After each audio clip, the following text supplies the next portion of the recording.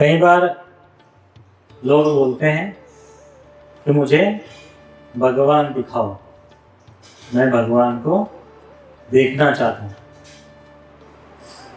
अभी आप में से कोई बोले मेरे को अभी प्राइम मिनिस्टर को देखना है, मोदी को देखना है, या ट्रंप को देखना है, या रशियन के सुप्रीमो कौन है, पुतिन, उनको देखना है।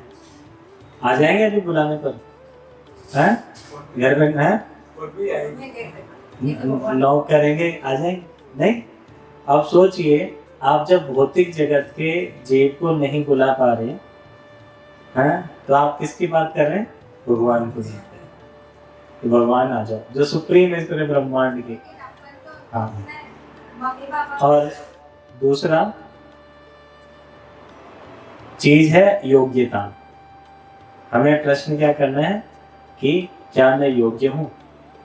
जैसे आप कार चला रहे हैं, कार चलाते चलाते गाड़ी खराब हो गई, आप बोनट खोलते हैं, उसमें देखते हैं, कुछ समझ में नहीं आता, फिर आप एक मैकेनिक को बुला कर लाते हैं।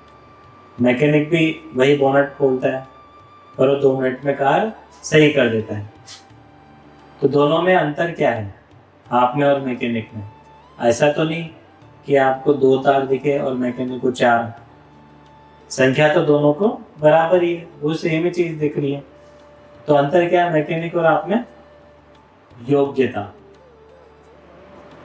तो प्रश्न आता है वेदर आई एम क्वालिफाइड, या मैं क्या क्वालिफाइड हूँ, मैं योग्य हूँ उस भगवान को देखने के। तो फिर योग्यता क्या है? प्रेमांजना चुरितो भक्तिर विलोचनेवा। आंखों में प्रेम का अंजन क्या हो? प्रेम का अंजन हो तो आप भगवान को देख सकते हैं। ठीक है, तो इसलिए हमने श्री चैतन्य महाप्रभु से प्रार्थना करी, दया करो मोरे, तुम बिना के दयालु, आपसे बढ़कर दयालु इस जगत में कौन है। तो ये हम प्रार्थना कर रहे हैं। कथा सुनते हैं ना, एक स्वाभाविक रूप से देखा गया है, ये आपके माइंड को क्या करता है? रिलैक्स करता है।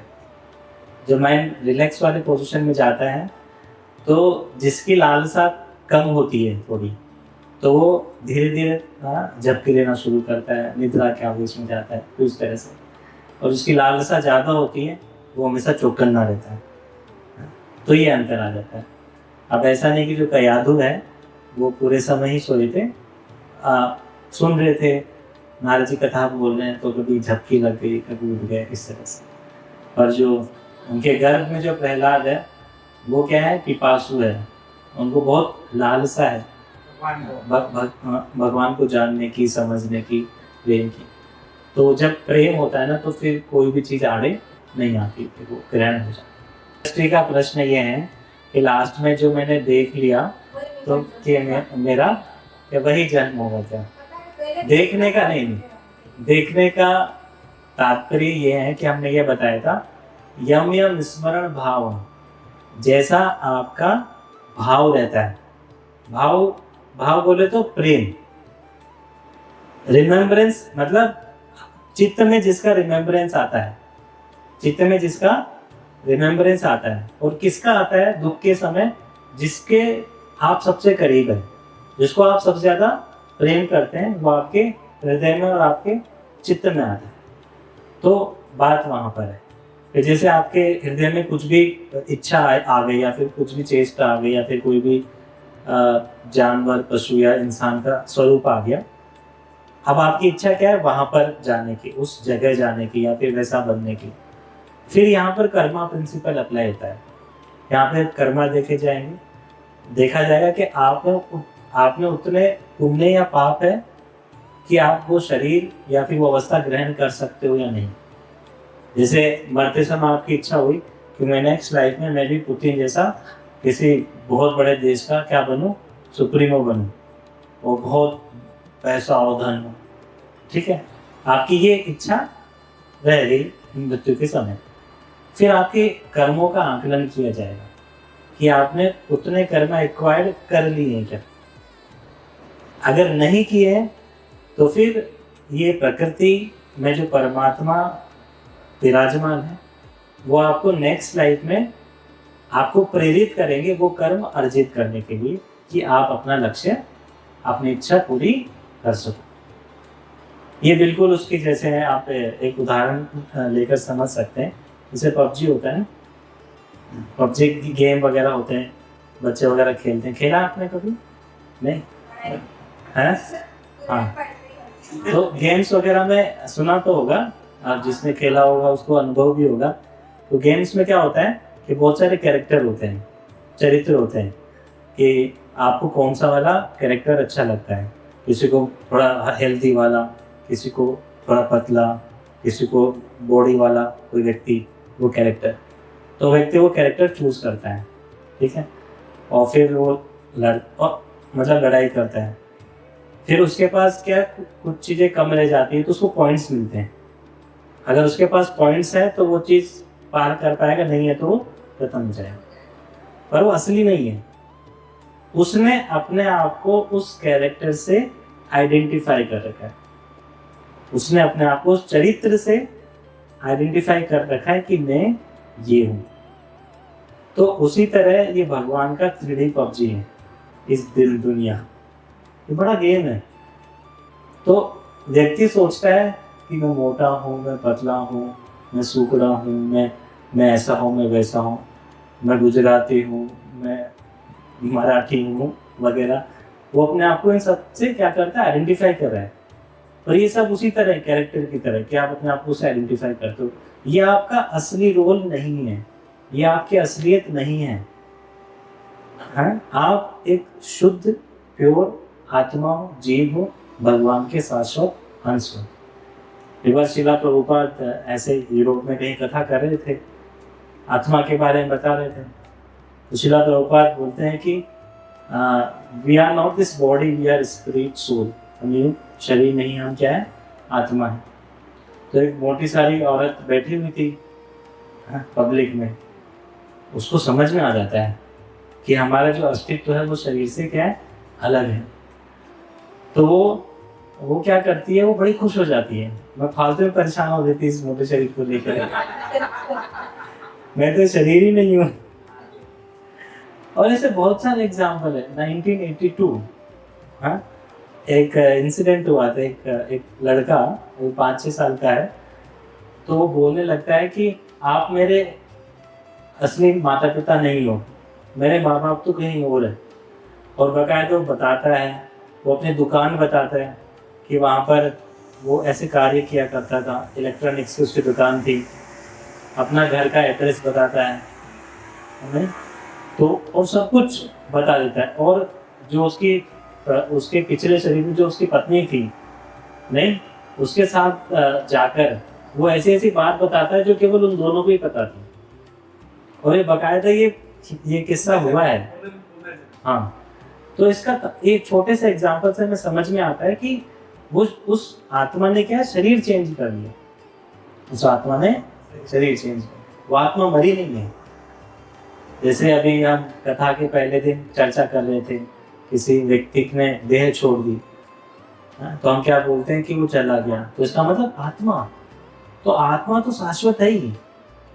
तो उसके बारे में जानना बोलते हैं अथातो ब्रह्म जिज्ञासा। क्या बोलते हैं? अथातो ब्रह्म जिज्ञासा। इसको बंद कर दो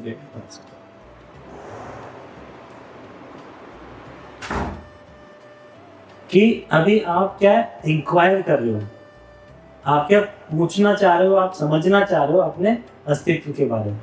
तो गीता में भगवान बोलते हैं कि मैं अपने आप को छुपा के रखता हूँ, मैं उसी के सामने प्रकाशित होता हूँ जो मुझे जानना चाहता है और जो मुझसे जुड़ना चाहता है, मैं उसी के सामने प्रकाशित होता हूँ। अभी धृतराष्ट्र की बात करें, धृतराष्ट्र को पता था कि ये सामान्य व्यक्ति नहीं है, ये ईश्वर हो सकते हैं फिर भी वो द्वेष करे हुए कृष्ण से।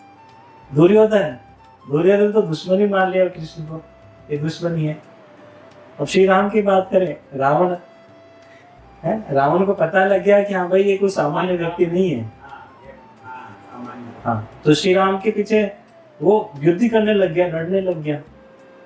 तो कलयुग में तो छोटे छोटे बहुत सारे रावण और छोटे छोटे कंस है। पहले तो एक या दो थे, अब तो हर घर में, हर दूसरे तीसरे घर में कोई ना कोई मिल ही जाएगा। तो इसलिए भगवान व्यक्तिगत रूप से सबके सम्मुख उपस्थित नहीं होते, और भगवान ने इस जगत का निर्माण किसी और उद्देश्य के लिए किया है, तो उद्देश्य को वो भगवान नष्ट नहीं करेंगे। नहीं तो अभी बहुत सारी चीजें जाननी है, समझनी है। जैसे कृष्ण बताते हैं कि अगर आपको मुझे देखना है तो जो पानी का स्वाद है वो मैं हूँ, और जो आप में प्राण वायु है वो मैं हूँ, और सुगंध बहती है वो मैं हूँ। तो भगवान का एक विराट रूप है। तो शुरुआती स्टेज में अभी हम लोग समझना चाह रहे हैं भगवान को।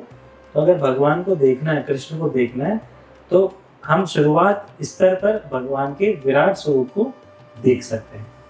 जैसे जैसे हम एडवांस होंगे तो फिर भगवान अपने आप ही आपको गाइड करते रहेंगे। तो अध्यात्म में चलने के लिए जो सबसे पहली और फॉरमोस्ट जो चीज़ है वो ये समझना कि मैं शरीर से अलग हूँ, मैं शरीर नहीं हूँ, मैं एक दिव्य चेतन आत्मा हूँ। ये सबसे प्राथमिक पॉइंट है।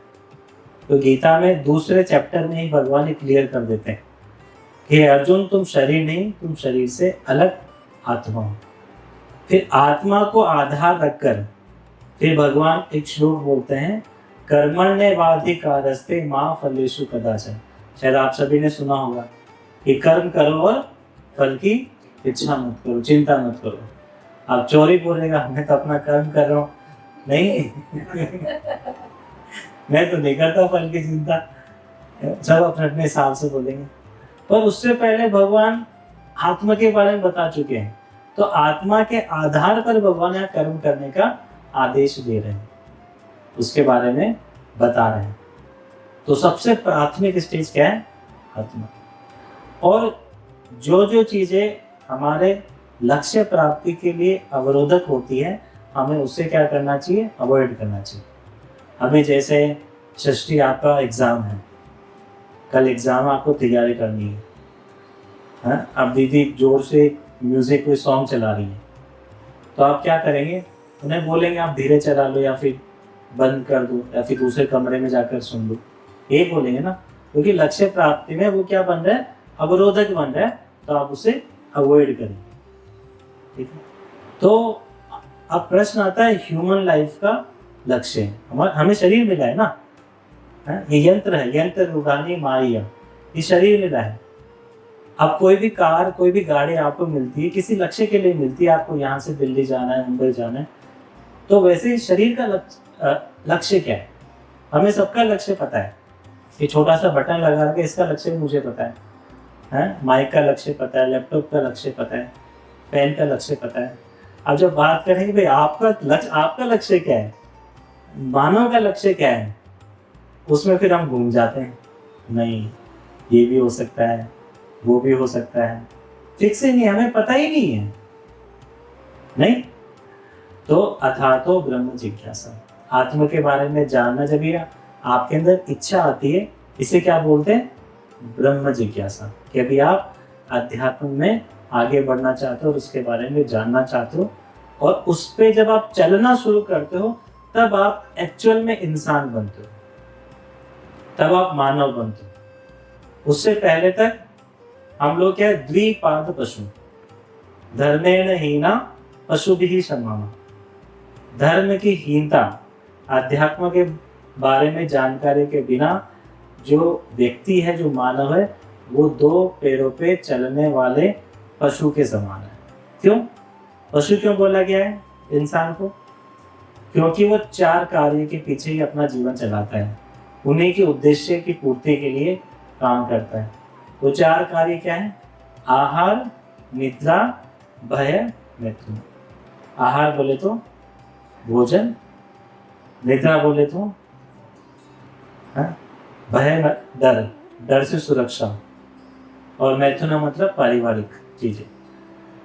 तो ये चार चीजें तो जानवर भी करते हैं।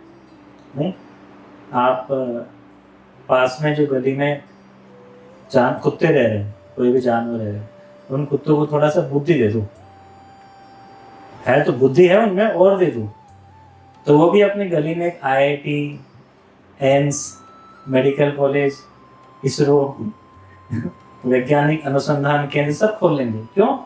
उनको गली की सुरक्षा करनी है ना। तोप लगा लेंगे गली के आगे, कोई दूसरा गली कुत्ता मेरे गली में नहीं आना चाहिए। नहीं, कितने दिन तक आएगा तो वीजा डिपार्टमेंट वाला रख लिया जाएगा। नहीं, तो ये सब जो एडवांसमेंट है ये एनिमलिस्टिक एडवांसमेंट है, मतलब ये मुख्य लक्ष्य को ध्यान में रखते हुए नहीं। ये भी जरूरी है। अब इसका तात्पर्य ये नहीं कि हम ये नहीं करें, ये जरूरी है पर ये लक्ष्य नहीं। ये मानव शरीर की जरूरत है पर ये मानव शरीर का लक्ष्य नहीं है। अभी हम लोग क्या करें, इसे लक्ष्य मानकर जी रहे कि हाँ भाई यही लक्ष्य, यहीं पर हम गलती करें। ठीक है, तो एज ए कर्तव्य के नाते जो चीजें जरूरत है वो हम पूरी करते हैं, पर साथ ही साथ उन जरूरतों को पूरा करते हुए हमें लक्ष्य के लिए आगे बढ़ना चाहिए। कार में पेट्रोल होना जरूरी है, पर पेट्रोल डाल के उसको लक्ष्य तक ले जाना जरूरी है। और लक्ष्य अगर शॉर्टकट में बताएं तो लक्ष्य है हमारा भगवान से संबंध स्थापित करना। पहले अपने आप को जानना, भगवान को जानना, और भगवान और मेरे बीच में क्या रिश्ता है, क्या रिलेशन है, उसके बारे में कार्य करना। यह है मानव जीवन का लक्ष्य। ठीक है, तो लक्ष्य की प्राप्ति के लिए अगर शॉर्ट में बताएं तो व्यक्ति को अपने आप को साधना में डालना चाहिए। इसमें साधना में, जैसे नशा क्या होता है कि आपकी साधना को प्रभावित करता है। हम माता जी समझ गए मैं क्या बोलने वाला होगी। नशा क्या होता है? हमारी साधना को प्रभावित। नशा उस चीज को बोलते हैं कि उसके बिना मेरा दैनिक कार्य नहीं चल पा रहा है। नशा मतलब उस चीज के बिना मेरा दैनिक कार्य नहीं चल पा रहा है, इसका मतलब वो नशे की कैटेगरी में। जैसे उदाहरण के लिए चाय, टी। नहीं, कईयों को बिना चाय पिए दिन ही नहीं निकलता, सर दर्द होने लगता है, इस कदर उन्हें नशा चल गया। श्रीला प्रभुपाद जब अमेरिका में गए थे, USA वगैरह में, तो वहाँ लोगों को इससे भी हाई पदार्थ के नशा था, इससे भी उच्च क्वालिटी का नशा था। वो किसका था? उन्हें ड्रग्स का। अगर नशा करना तो ड्रग्स करो फिर। उसमें ज्यादा नशा होता है। तो श्रीला प्रभुपाद जब गए वहां पर कीर्तन किए, तो प्रभुपाद ये नहीं बोले कि छोड़ दो, अगर तुम ये गंदी चीजें करते हो तो मेरे कीर्तन में मत आना। नहीं, कीर्तन किए, प्रभुपाद बोले मैं तुम्हें इससे भी ऊंचा नशा दूंगा, जो तुम नशा कर रहे हो उससे भी ऊंचा मैं तुम्हें नशा दूंगा। वो दूंगा कृष्ण कॉन्शियसनेस का, कृष्ण चेतना का। जैसे अगर आप सूखी रोटी खा रहे हो, अगर आपको गरम गरम रोटी मिल जाए तो आप सूखी रोटी अपने आप ही अवॉइड करोगे, उसे नहीं लोगे। तो जब आपको उच्च कैटेगरी का आनंद मिलने लग जाए तो निम्न कैटेगरी का अपने आप ही क्या होगा? छूट जाएगा। उसके लिए ज्यादा प्रयास नहीं करना पड़ेगा। नहीं? तो आचार्यों के अनुगत होकर हम जब सेवा करेंगे तो जैसे मैं पहले जब कॉलेज लाइफ में था तो बिना सिनेमा के मेरे को बहुत मुश्किल होती थी कि कोई मूवी देखनी है, पिक्चर देखनी है, क्या हुआ, कौन सी मूवी रिलीज हुई है, ये बहुत शौक हुआ करता था। और जब कृष्णा कॉन्शियसनेस में आए, सेवा में लगे, भगवान का जप शुरू किए, चैंटिंग शुरू किए और मंदिर जाने लगे, भक्तों के संग में हम रहने लगे, तो धीरे धीरे जो क्रेविंग थी ना, एक अंदर से एक आवाज़ आती थी, चलो चलो चलो कौन सी मूवी आई है, वो क्रेविंग अपने आप ही खत्म हो गई, इच्छा ही नहीं करी, छोड़ दिया। फिर जब ये अपने अंदर परिवर्तन देखे तो लगा यार सही में कुछ है यहाँ पर कुछ तो बात है। फिर उसकी तरफ हम थोड़ा और सीरियस हो गए, सीरियस होकर प्रयास करने लगे। ठीक है।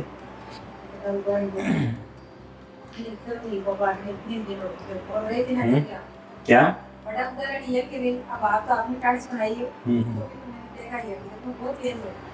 वो होता है माता, जब आप कृष्ण की तरफ बढ़ते हैं नहीं तो चीजें अपने आप ही, जो चीज जरूरत होती है उसको साथ में लेकर चलते हैं, जो चीज जरूरत नहीं होती वो अपने आप ही छोड़ते हुए चलता है। नहीं,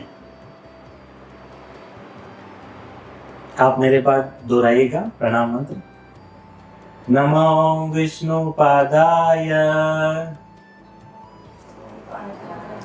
कृष्ण पृष्ठाय भूतले श्रीमते भक्ति वेदांत स्वामिनिति नामिने। नमस्ते सरस्वते देवे गौरवाणी प्रचारिणे निर्विशेषा शून्यवादी पाश्चात्य देशतारिणे। जय श्री कृष्ण चैतन्य प्रभु नित्यानंदा श्री अद्वैत गदाधरा श्रीवासादि गौर भक्त वृंदा। हरे कृष्णा कृष्ण कृष्ण हरे हरे हरे राम राम राम हरे हरे। पतित पावन श्री चैतन्य महाप्रभु की जगत गुरु श्रीला प्रभुपाद की ग्रंथराज श्रीमद् भागवतम की जय। तो कल हमने कथा सुनी थी प्रहलाद महाराज और गजेंद्र मोक्ष, और हमने देखा किस तरह से वराह देव ने इसका वध किया, हिरण्याक्ष का।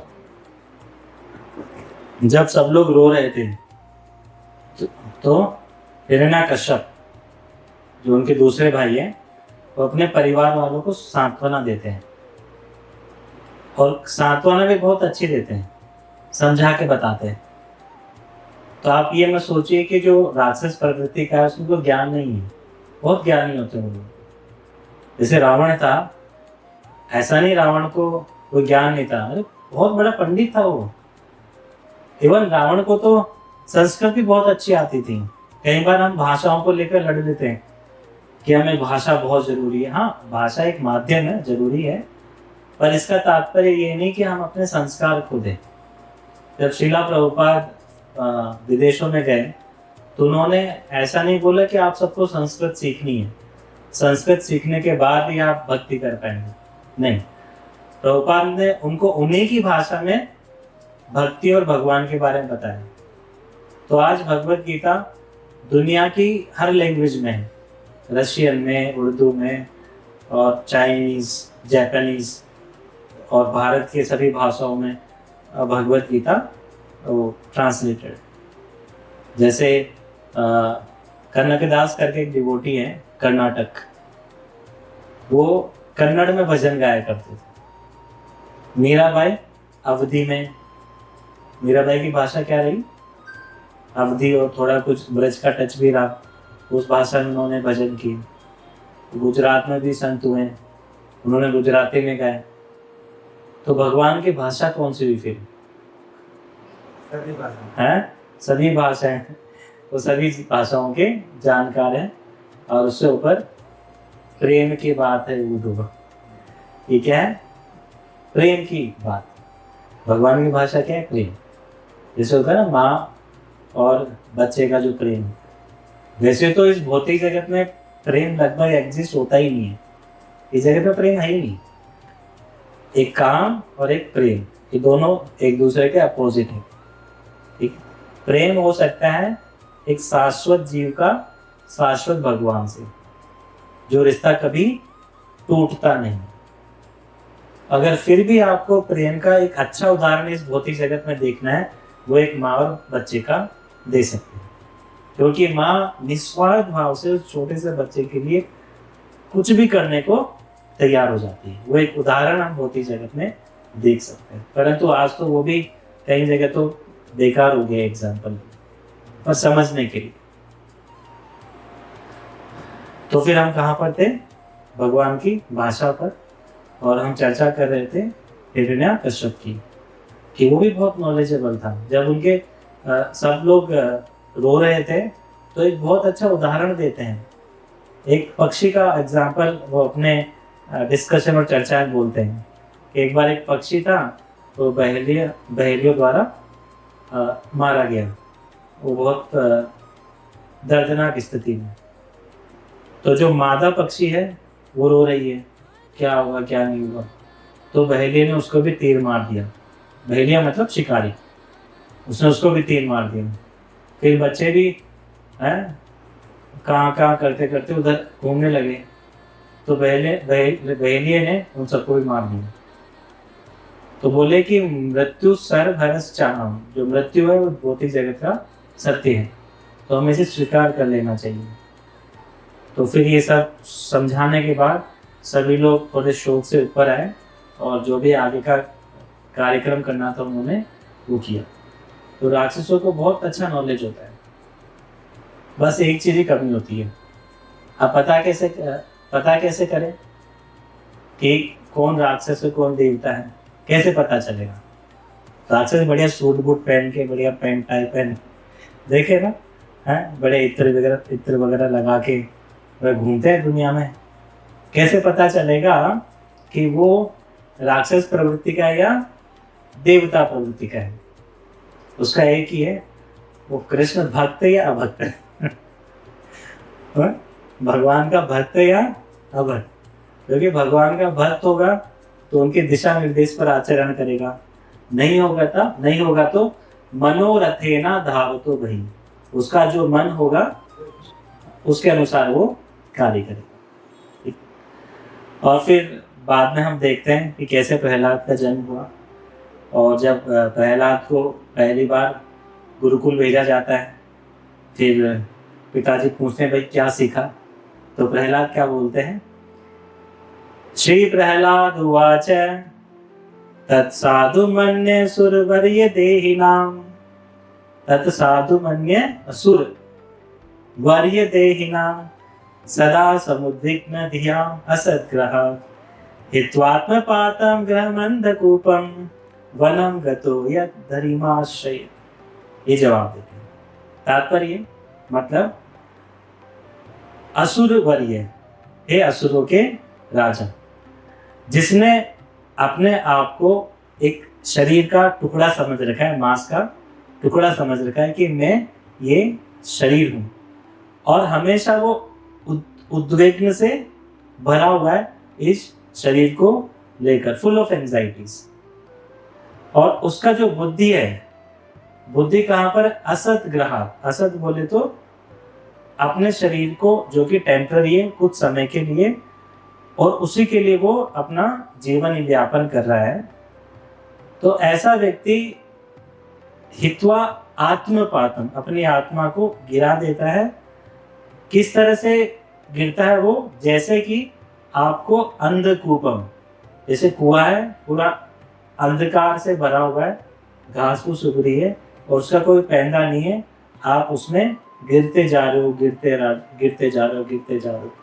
वनम गतो यत् तत् हरिम आश्रयत।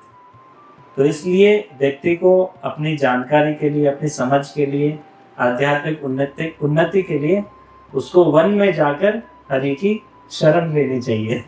ये कौन बोल रहे हैं? प्रहलाद महाराज। किसको बोल रहे हैं? हिरण्यकश्यप हैं, जो कि असुरों का राज है। फिर उसको वापस भेजते हैं, और जब दोबारा पूछते हैं भाई क्या सीखा, तो बोलते हैं वो श्रवणम कीर्तनम विष्णु स्मरणम पाद सेवनम अर्चनम वंदनम दास्यम साख्यम आत्मनिवेदनम। जो नवधा भक्ति हम जिसे बताते हैं, पूरे 9 भक्ति के अंग वो बता देते हैं कि व्यक्ति को इन 9 अंगों के माध्यम से भगवान की सेवा करनी चाहिए। फिर बाद में तो हिरण्यकश्यप बहुत गुस्सा हो जाते, क्रोध से भर जाता है, फिर बोलता है कि ऐसे नालायक बालक को तो खत्म ही कर दो। नहीं? फिर हमने सुना था किस तरह से भगवान उन्हें बचाते हैं और भगवान उनके सामने प्रकट होते हैं।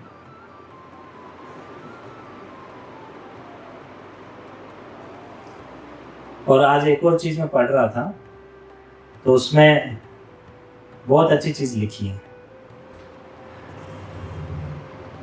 व्यक्ति जब तक खुश है, जब तक कि वो खुशी के लिए प्रयास नहीं करता। व्यक्ति जब तक खुश है, जब तक कि वो खुश होने के लिए क्या नहीं करता, प्रयास नहीं करता। ये छोटा बच्चा रहता है, वो खुश है, वो अपने आनंद में खुश है। वो नहीं, आपने देखे होंगे 5 महीने के, 6 महीने के, 8 महीने बच्चे हैं, बुढ़िया खिलखिला रहे हैं, खुश। और जैसे वो बड़ा होता है फिर वो क्या, खुशी के लिए प्रयास करता है। अब कारण इसका तात्पर्य ये है कि वो खुशी के लिए प्रयास करता है। कहाँ प्रयास करता है? इस भौतिक जगत में ढूंढने के लिए। मैं कई बार एक उदाहरण देता हूँ। खुश होना आत्मा की शाश्वत प्रकृति है। आत्मा क्या है? शाश्वत है। तो खुश रहने की इच्छा किसकी है? आत्मा की, जो कि शाश्वत है। और उस शाश्वत इच्छा को हम कहाँ पर ढूंढ रहे हैं? कौन सी जगह ढूंढ रहे हैं? इस भौतिक जगत में, जो कि अशाश्वत है, जो कि नश्वर है, जो कि नश्वर है। तो मेल ही नहीं खाता ना। नहीं, अब मैं सोचूं जैसे अभी ये कपड़ा है, ये कपड़ा हो गया और ये लैपटॉप का जो मेटल है, प्लास्टिक हो गया, इनका कोई मैच ही नहीं है। नहीं, अगर आप इस मोबाइल को, लैपटॉप को सही करना चाहते हो तो आप मैकेनिक के पास ले जाते हो, सब्जी वाले के पास नहीं लेके जाओगे। बस इसके 2-3 टमाटर लगा दे, इसका आलू जॉइंट कर दे या लौकी लगा दे, नहीं, कोई मैच ही नहीं है।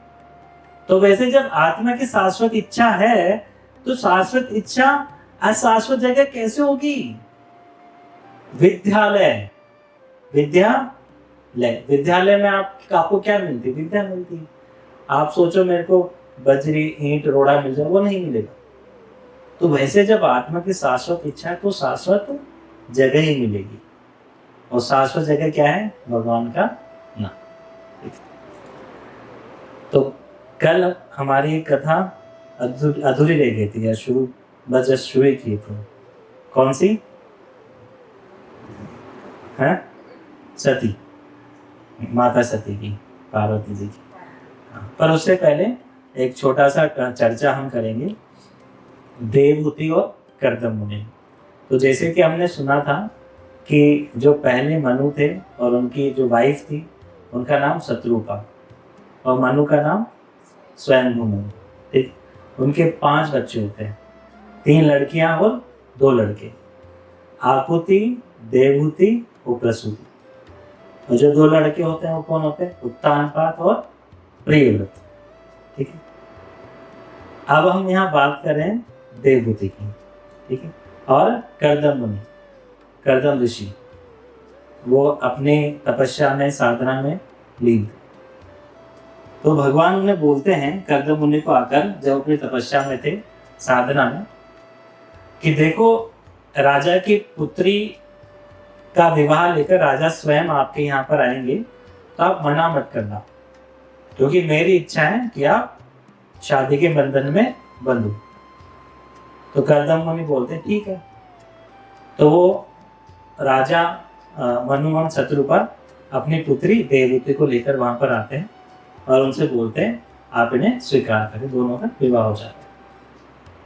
और कर्दम मुनि चले जाते हैं समाधि में कई वर्षों तक, कई साल बीत जाते हैं। और देवहूति, चूंकि उन्हें एक अच्छी शिक्षा मिली हुई थी, पतिव्रता, तो जब 2 लोगों को अगर हमें एक आध्यात्मिक जीवन में आगे बढ़ने के लिए हमेशा साथ में रखना, उत्साहित रखना है, तो उसका नियम है कि पति धार्मिक हो और पत्नी पतिव्रता हो। दोनों जुड़ना जरूरी है। अब यहाँ पर मैं केवल पतिव्रता का ही ज्ञान नहीं दूंगा कि हाँ भाई पत्नी को ही पतिव्रता होना है, पति का भी धार्मिक होना जरूरी है, पर इन दोनों केस में ये दोनों चीज फिट होती है। तो जो पत्नी है देवहूति, वो उनकी सेवा करती है बिना कुछ मांगे। साल बीत जाते हैं, वहां पर कुटिया में खाने पीने का भी पूरा प्रबंध नहीं था, और कई वर्षों तक सेवा करते करते सूख के हड्डी हो जाती है। फिर कई सालों बाद जब कर्दम मुनि को होश आता है, वो अपने चेतन अवस्था में आते हैं, तो देखते हैं कि देवहूति ने बहुत सेवा करी है। तो फिर वो पूछते हैं कि क्या आपको चाहिए। तो फिर वो बोलती है कि जैसे अभी हम गृहस्थ हैं, तो मुझे तो एक सुसंस्कारी संतान चाहिए। तो कर्दम मुनि बड़े सिद्ध पुरुष थे, उनके पास अष्ट सिद्धियां भी थी। जैसे हमने बताया था ना कि सिद्धियां होती है कईयों के पास, अणिमा लघिमा प्राप्ति। अणिमा मतलब आदमी अपने आप को छोटे छोटा कर सकता है, बड़े से बड़ा कर सकता है, हल्का कर सकता है। ठीक, तो कर्दम मुनि ने अपनी सिद्धियों के माध्यम से एक बहुत बड़ा शहर बसा लिया, सिटी। अब उस सिटी भी क्या थी? फ्लोटिंग थी। क्या थी? फ्लोटिंग, मतलब वो आकाश में उड़ता हुआ स्पेस यान जैसे बहुत बड़ा सिटी। और कई वर्षों तक वो दाम्पत्य जीवन में रहे। तो उस दौरान उनकी 9 पुत्रियां हुई और एक पुत्र हुआ, और वो पुत्र कौन थे? कपिल मुनि। जय कपिल महाराज की जय। कपिल जी भगवान के स्वयं के अंश अवतार। तो जब कपिल मुनि बड़े हुए कि हाँ भाई अभी माँ को संभाल सकते हैं, तो फिर जो मुनि है वो बोलते हैं कि अब मैं वापस से अपने साधना जीवन में जाऊंगा। तो फिर देवहूति बोलती है कि मैं तो अपने दाम्पत्य जीवन में बिजी हो गई, मैं तो समझ ही नहीं पाई आध्यात्मिक जीवन क्या है, हमारा लक्ष्य क्या है, हमारा भगवान के मध्य किस तरह का रिश्ता होना चाहिए, हम कैसे उस तरफ आगे बढ़े, थोड़ा ज्ञान तो आप देते जाइए। तो बोलते हैं कि आपके घर में स्वयं कपिल, जो कि भगवान के अंशावतार है, भगवान के अवतार हैं, वो आए हैं, तो आप उनसे आप ज्ञान ग्रहण करो। तो यहाँ पर जो माँ है, माँ नीचे बैठती है, कपिल मुनि आसन पर बैठते हैं, और उनके बीच में वार्तालाप शुरू होता है। और उस वार्तालाप के अंतर्गत कपिल मुनि बोलते हैं, सतां प्रसंगात् मम वीर्य संविदो भवन्ति हृतकर्ण रसायनः कथा तज्जोषणादास्वपवर्ग वर्तमनि श्रद्धार्तिर्भक्तिर् अनुप्लविष्यति। सतां प्रसंगात्, शुद्ध भक्तों के संग से जब आप उनके साथ संग करते हो, तो भगवान की लीलाओं के बारे में, भगवान के बारे में आपको बताते हैं वीर्य संविदो। और भगवान की जो कथा होती है हृदय और कर्ण को बहुत सुखदायक होती है। उससे क्या होता है? तज्जोषणादास्व अपवर्ग वर्तमनि, आपके अंदर एक जोश, एक एनर्जी कार्य करेगा, वो आपको किस तरफ लेकर जाएगा? अपवर्ग, किस तरफ? अपवर्ग। एक होता है पवर्ग, प, फ, ब, भ और म, सभी ने सुना होगा। प, फ, ब, भ, म, यही होता है। ठीक, तो भौतिक जगत में सब व्यक्ति चारों अक्षरों से गुजरता है। पैसे, परिश्रम, बहुत परिश्रम करता है इस जगत में, स्ट्रगल बहुत है। गीता में भगवान बताते हैं कि मन षष्ठे इंद्रियाणि प्रकृति स्थानी कर सकी। इस भौतिक जगत में जीव 6 इंद्रियों के माध्यम से बहुत स्ट्रगल कर रहा है। ममे वंशा जीव लोके जीव भूता सनातना। क्यों स्ट्रगल कर रहा है? क्योंकि ममे अंशा, जितना भी जीव इस भौतिक जगत में, वो मेरा क्या है? अंश है। मेरा क्या है? यहाँ पर कृष्ण ये नहीं बोल रहे कि हाँ भाई गुजराती या बंगाली, मारवाड़ी, मुस्लिम, जैन, नहीं। जितना भी जीव, चाहे पशु हो, चाहे पक्षी हो, चाहे कौन से भी कैटेगरी का, वो मेरा क्या है? अंश है। वो भी कैसा है? सनातन।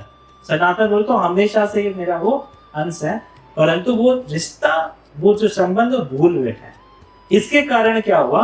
भौतिक जगत में 6 इंद्रियां, 5 तो हमारी 5 इंद्रियां, आंख, कान, नाक, मुंह और त्वचा, स्किन, और 5 से होगी छठी हमारा माइंड।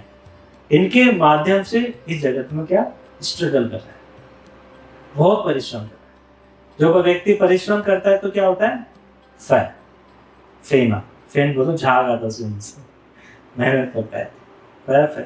वैसे बंधन, फिर वो बंधन में बनता है। भय से भय और मैं से मृत्यु, तो ये हो गया पर्वत। परंतु जब व्यक्ति भगवत कथा के में शुद्ध भक्तों के माध्यम से सुनता है भगवत कथा, तो क्या होगा, उसके अंदर ऊर्जा, जोश उत्पन्न होगा, और वो जोश उसे किस तरफ लेके जाएगा, अपवर्ग की तरफ। किस तरफ, अपवर्ग, उसके विपरीत। पवर्ग मतलब भौतिक जगत, अपवर्ग मतलब इसके विपरीत आध्यात्मिक जगत की तरफ लेके जाएगा। फिर क्या होगा इससे, श्रद्धा रतिर भक्ति अनुक्रम, फिर उसके हृदय में भगवत श्रद्धा, भगवान के प्रति श्रद्धा की स्थापना होगी, और वो भक्ति में क्या होगा, आगे बढ़ेगा। ये कौन बता रहे, कपिल मुनि। फिर इसके बाद कपिल मुनि बताते हैं कि इस भौतिक जगत में पूरे 28 तत्व, एलिमेंट्स यहाँ पर विद्यमान है। अब 28 में क्या है, 5 तो हमारे मुख्य तत्व, अर्थ, वाटर, फायर, एयर, ईथर, ठीक है, आकाश, जल, अग्नि, वायु, और कौन सा गायब हो गया, आकाश, अर्थ, वाटर, फायर, एयर, हवा, ईथर। देखिए लैंग्वेज में कितना फर्क पड़ जाता है, क्योंकि इंग्लिश में याद थे 5 वो तो ध्यान रह गए, हिंदी में एक मिस हो गया। हाँ, तो 5 तो ये हो गए, और 5 है कर्मेंद्रियां। क्या है, कर्मेंद्रियां। कर्मेंद्रियां मतलब जो वर्क करती है, आपके पांव, हाथ, मुख और गुदाद्वार और जननांग। 5 ज्ञानेंद्रियां। 5 क्या है, ज्ञानेंद्रियां, जो हमने अभी सेंसेस है, वही आंख, कान, नाक, मुंह और त्वचा। और इन ज्ञानेंद्रियों के 5 ऑब्जेक्ट, इन ज्ञानेंद्रियों के 5, जैसे आंख के लिए ऑब्जेक्ट क्या हो गया, रूप, नाक के लिए स्मेल, कान के लिए आवाज, और मुख के लिए स्वाद, ठीक है। तो ये 5 ऑब्जेक्ट हो गए।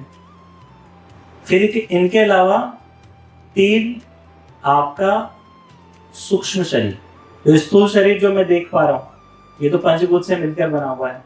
तो इस स्थूल शरीर के अंदर एक और शरीर होता है, उसे बोलते हैं सूक्ष्म शरीर। जब आदमी देह त्यागता है तो आत्मा उस सूक्ष्म शरीर के साथ दूसरे शरीर में प्रविष्ट होती है। सूक्ष्म शरीर 3 चीजों से मिलकर बना हुआ है, मन, बुद्धि और अहंकार, ठीक है। जब आत्मा इन तीनों से भी फ्री हो जाती है ना, तब मुक्त होती है, और इन तीनों के साथ रहती है, तो मतलब अभी तक वो बद्ध है। और फिर 3 गुण, 3 गुण कौन कौन से हो गए, रजोगुण, सतोगुण और तमोगुण। फिर काल है, समय। फिर क्या है, महत्व तत्व। कितने हो गए पूरे, 5 मुख्य तत्व, 5 कर्मेंद्रियां, 5 ज्ञानेंद्रियां, 5 ऑब्जेक्ट, 20, 3 सूक्ष्म शरीर वाले, 23, 3 गुण, 26, 27 नंबर पे काल, और 28 पे महत्व तत्व। तो ये टोटल 28 एलिमेंट्स इस पूरे ब्रह्मांड के अंदर विद्यमान है। तो जो ज्ञानी होता है, एक होता है ज्ञानी। ज्ञानी क्या करता है, इन सभी तत्वों को देखता है और इन सभी तत्वों से अपने आप को डिसएंटेंगल करता है, अपने आप को अलग करता है, क्योंकि हमारे शरीर में ये 28 तत्व है, ठीक है। तो ज्ञानी क्या करता है, योग के माध्यम से इनको अलग करता है। और कल हमने योग के वो सभी देख लिए थे, 8 स्तर होते हैं। कौन कौन से, यमा, नियमा, आसना, प्राणायाम, प्रत्याहार, धारणा, ध्यान और समाधि। फिर देवबुद्धि बोलती है कि चलो मेरे को योग वगैरह के बारे में छोड़ो, मेरे से नहीं होगा इतना योग वगैरह, आप फिर मेरे को भक्ति के बारे में बताओ। फिर कपिल महाराज भक्ति के 3 प्रकार बोलते हैं। पहला वो बोलते हैं तामसिक भक्ति। कौन सी? तामसिक भक्ति। इसमें हिंसा और दंभ रहता है, हिंसा और दंभ। तो व्यक्ति पूरा ज्ञान न लेकर इस तरह की भक्ति में लग जाता है। उदाहरण के लिए जितने भी राक्षस वगैरह, तो भक्ति तो वो भी की, पर वो कौन सी कैटेगरी में आती है? तामसिक भक्ति कैटेगरी में। किस बलि देना, ये जड़ भरत में हम चर्चा करेंगे, क्योंकि ऐसे बलि के लिए जड़ भरत को ले जाते हैं कुछ डाकू लोग बलि देने के लिए। तो ये सब किसमें? तामसिक भक्ति में आता है।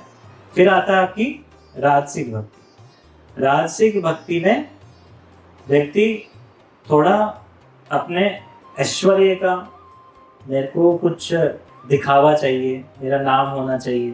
जैसे मंदिर में कई बार भक्त लोग डोनेशन देते हैं, तो बोलते हैं कि मैं इतना तो बड़ा डोनेशन दे दूंगा, पर मेरा नाम यहाँ पर होना चाहिए। जैसे हमारे मंदिर में मोदी जी हैं, हाँ, ओम प्रकाश मोदी जी। अब वो वीडियो ये नहीं देख रहे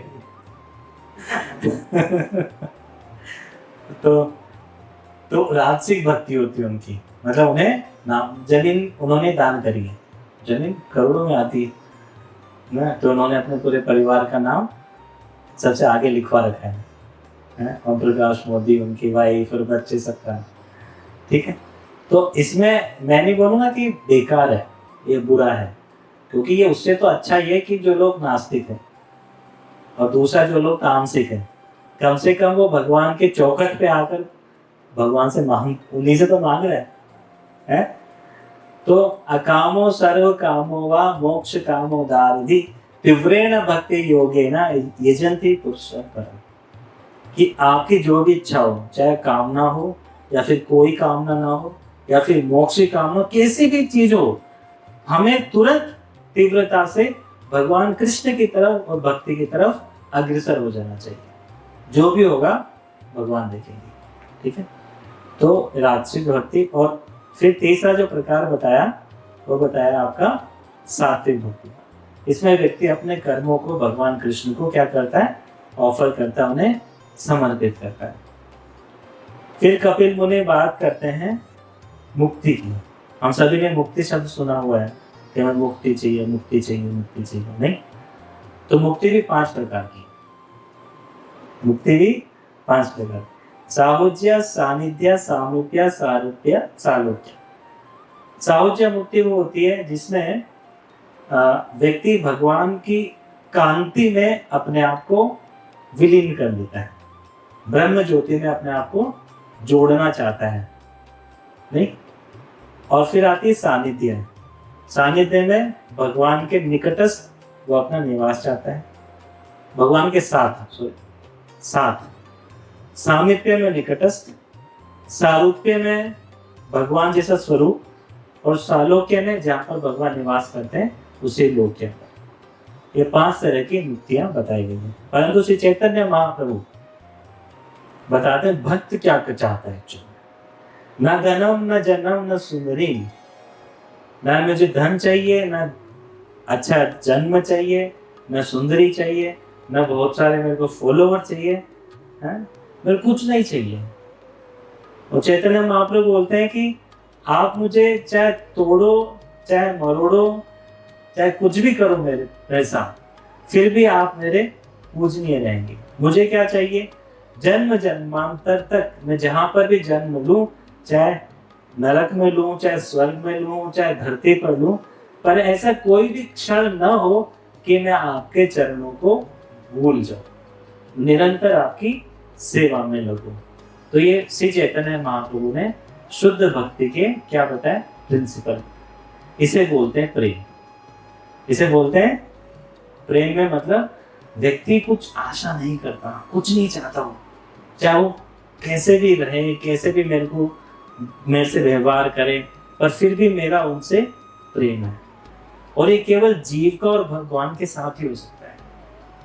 किसका? जीव का और भगवान। जैसे फिर परिवार की बात आती है, हम तो परिवार में रहते हैं नहीं, तो जैसे हम भक्तों से सुनते हैं, हमारे वरिष्ठ जो भक्त हैं उनसे, कि आप जब परिवार में हो, कोई भी संतान आने वाली है या फिर जो ऑलरेडी बच्चे हैं, तो उनको देखिए कृष्ण के दास और दासियां हैं, कृष्ण के सर्वेंट है, कृष्ण के अंश है, कृष्ण क्या है? अंश है। तो उस भाव से अपनी जिम्मेदारी आप निभाओ। तो उसे बोलते हैं गृहस्थ धर्म। क्या बोलते हैं? तो अगर ये वाला भाव नहीं होता तो गृहस्थ नहीं बोलते, उसे ग्रह मेधि बोला जाता है। फिर बाद में कपिल मुनि जो हमने बताया था गर्भस्थ शिशु का, कि पहले महीने में उसका सर आता है, दूसरे में क्या, हाथ और पाँव, इस तरह से पूरा एक्सप्लेनेशन यहाँ कपिल मुनि बताते हैं। फिर बाद में देवहूति भगवान को धन्यवाद बोलती है, धन्यवाद बोलती है, सत्वम व्रतों में जठरेण नाथा। कितनी आश्चर्य की बात है, जो पूरा ब्रह्मांड अपने अंदर समाये हुए हैं वो मेरे गर्भ में कैसे समा गया। जो पूरा ब्रह्मांड अपने अंदर समाये वो मेरे गर्भ में कैसे समा गया। तो हे प्रभु, मैं आपको बहुत बहुत धन्यवाद देती हूँ ये उत्तम ज्ञान देने के लिए और भक्ति की तरफ दिशा निर्देश देने के लिए। और फिर वो बोलती हैं कि कितना ग्लोरियस, कितना महान है वो लोग जो आपका नाम जप करते हैं। और ऐसा व्यक्ति अगर डॉग ईटर्स, चांडाल के घर पर भी पैदा हुआ है ना, तब भी वो पूजनीय। जनरली हम कई बार जन्म को लेकर भेदभाव करने लग जाते हैं। एक कनक दास, अभी हमने उदाहरण बताया ना, तो उनका जन्म निम्न कोटि में हुआ था। तो जब आपको भक्ति का उत्तम ज्ञान नहीं होता तो व्यक्ति थोड़ा द्वेष करने लग जाता है। उनको मंदिर के अंदर ही नहीं घुसने देते थे, बाहर से ही बोले जाओ।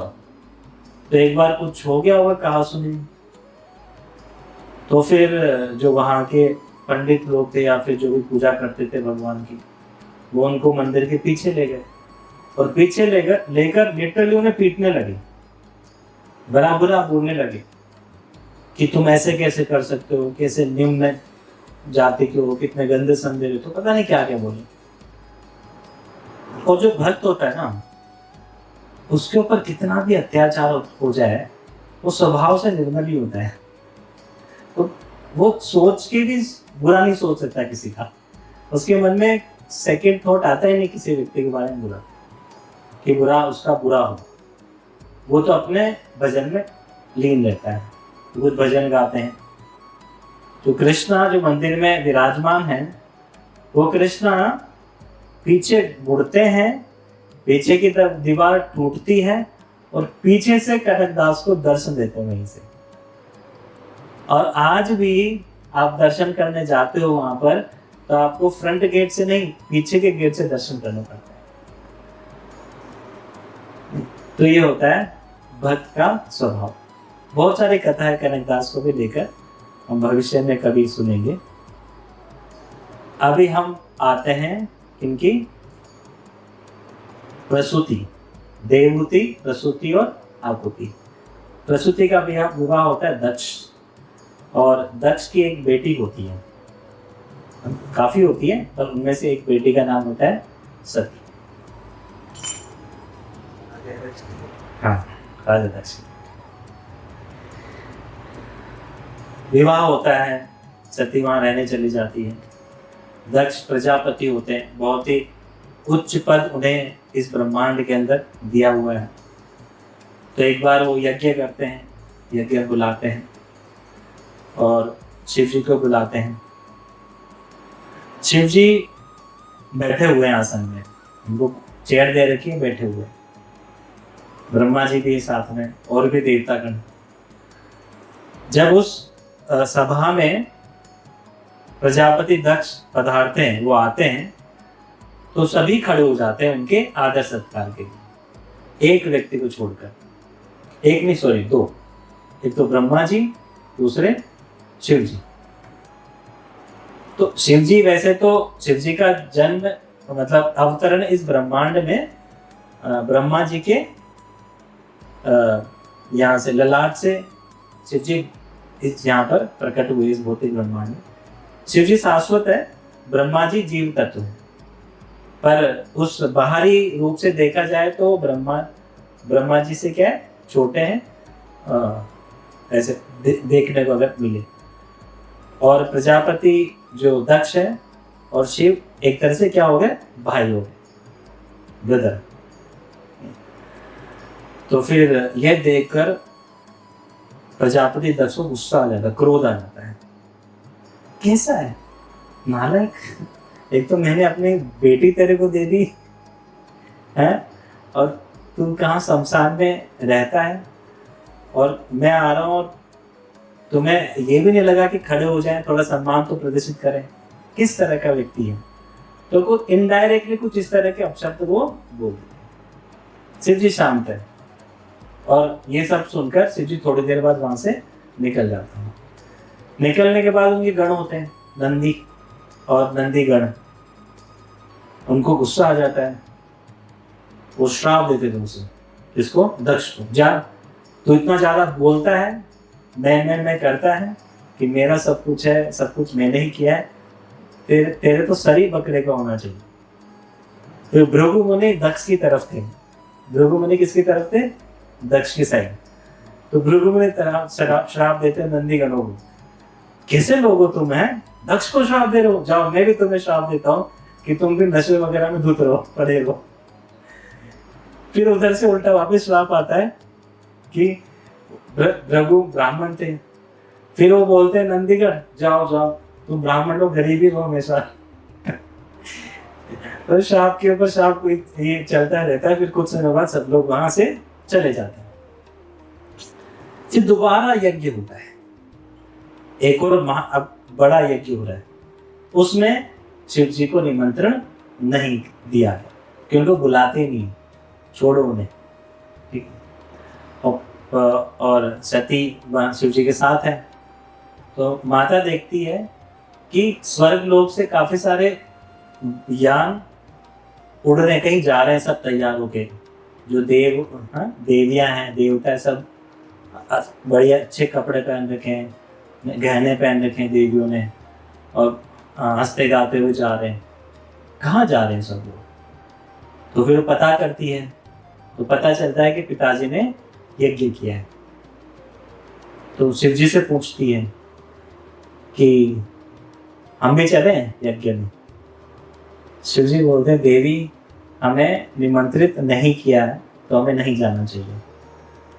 तो फिर सती जी तर्क देती है कि पिता अगर कोई कार्यक्रम करे तो बेटी जा सकती है बिना निमंत्रण के भी। उसको कोई अवरोध नहीं होता।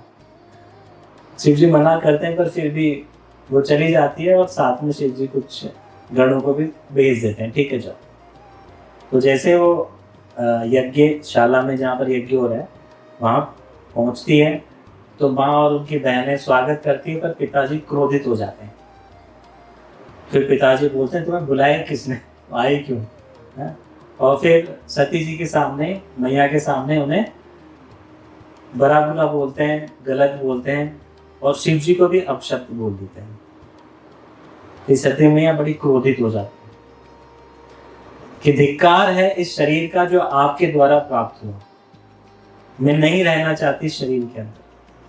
तो उसी समय जो सती माता होती है वो यज्ञ कुंड में अपने आप को समर्पित कर देती है। अब यज्ञ खंडित हो जाता है। शिव जी को पता लगता है।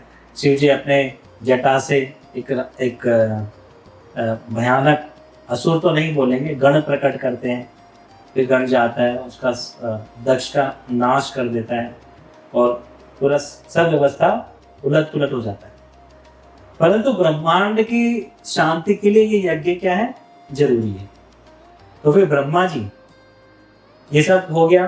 क्या दक्ष का सर कट चुका है, कई सारे व्यक्तियों के दांत टूट चुके हैं, कईयों की जीवा कट चुकी है, कई हाथ पैर तुड़वा चुके हैं और शिव जी अपने कैलाश में हैं और दक्ष के यज्ञ में पूरा सब समाप्त हो जाता है। अब ब्रह्मा जी और देवतागण सोचते हैं कि इस यज्ञ का होना जरूरी है। तो फिर देवतागण और ब्रह्मा जी सब साथ मिलकर कैलाश की तरफ बढ़ते हैं आगे।